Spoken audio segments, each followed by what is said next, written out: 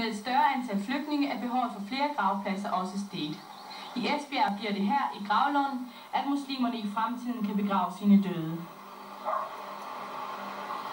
Først de skal væskes, og så bagefter, når de er færdige med at væske, så hende eller han skal komme i en hvid kjole, skal man sige det, sådan meget langt, stor stof, hvid kjole.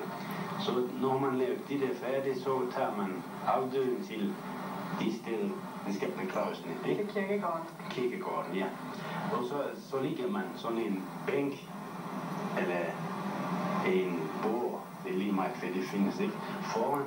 Og så baby afdøden står imam først, og så baby imam står i fort, der skal begrave de afdøde.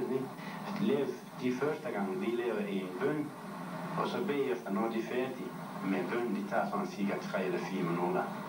Så når man er færdig med de bøn, så imam han vender rundt til folk og spørger, hvordan I kender afdøden. Den imam, som nævnes, er en person, som fungerer som en præst ved de muslimske begravelser.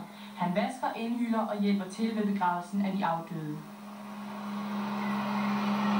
Det er muslimsk specialitet, det er afdøden. Det er lige meget om det er kvinde eller mand.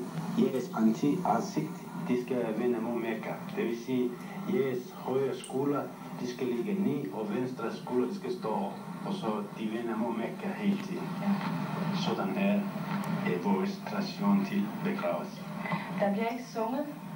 Nej, normalt, man synger ikke i islam, men imamen, han kan godt læse måske 5 minutter eller 10 minutter fra Koranen og til vers, man siger det. Ellers, man synger ikke i. Bliver der smidt blomster på graven, som de gør i næste begravelse? Normalt det går man ikke, men det kan godt være nogen, der kan smide noget blomster på begravelsen, men normalt man vil ikke gøre det. Men hvem kan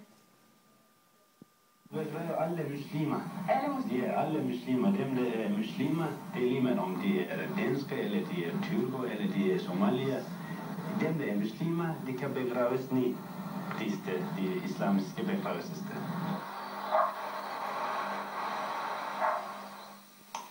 Den muslimske gravplads er blevet godkendt af Esbjerg Kommune. Der mangler